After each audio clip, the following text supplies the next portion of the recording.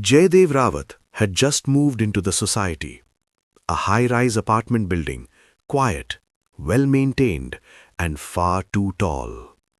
His flat was on the 29th floor. On his very first day, Jaydev spent most of his time on the balcony. At that height, the city felt unreal. Cool air, endless lights, a silence that didn't comfort you. It watched you. That night, Jaydev fell asleep quickly.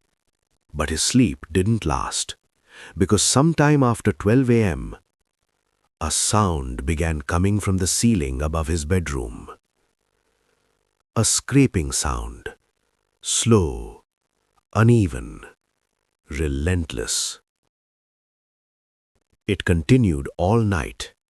By morning, Jaydev had made up his mind.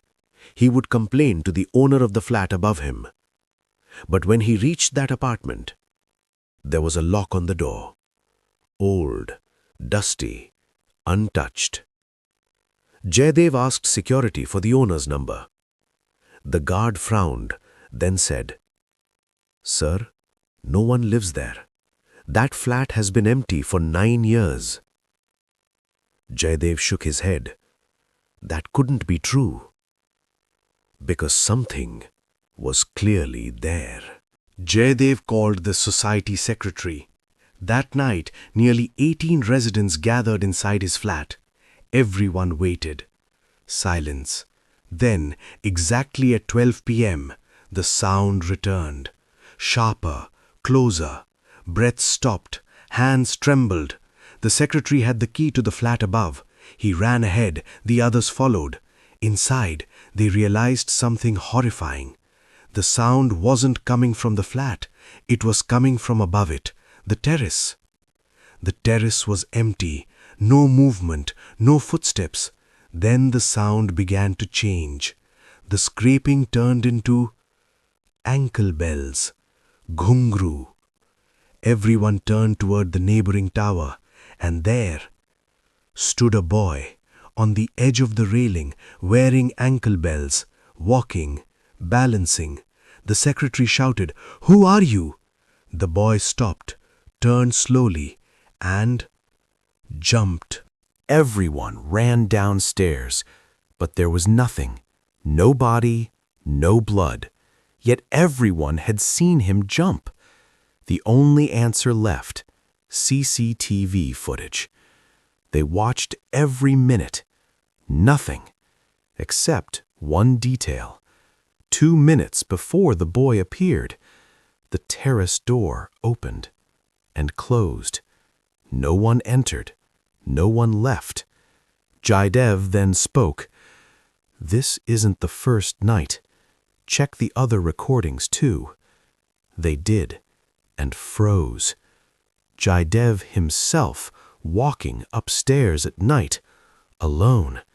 He had no sleepwalking condition, yet whenever he went up, a hand blocked the camera. When he came down, everything was clear. Then something worse appeared. A blurry face. It looked into the camera, slowly, smiled, and closed the door. That night, Jaydev tied a rope around his leg. If he sleepwalked, it would wake him. He slept. Cold air brushed his face, his feet.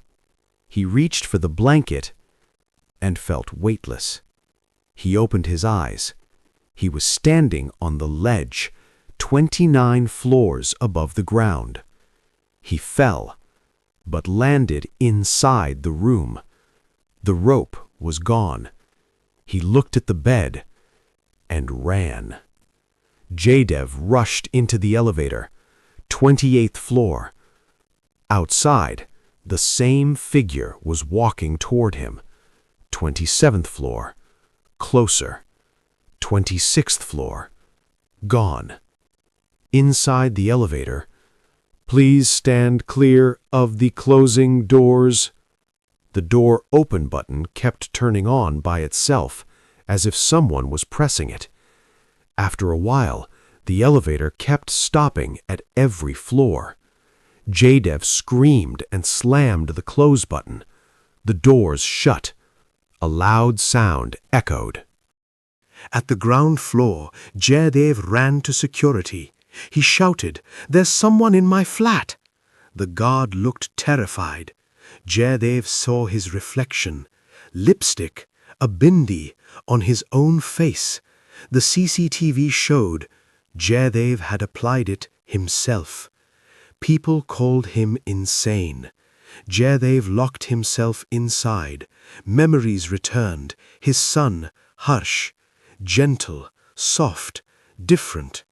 That night, Jaydev suffocated him with a pillow. His wife watched. Later, she burned herself alive. Months later, Jaydev moved here. As people broke his door open, he heard ankle bells again. A cold hand grabbed his. The world spun. Jaydev opened his eyes. On the ledge, behind him, Harsh, clapping, running, and then darkness. I'm Praveen, and this was tonight's story. If you listened till the end, the signal reached you. Some people subscribe, some people don't. But after tonight, she knows you listened.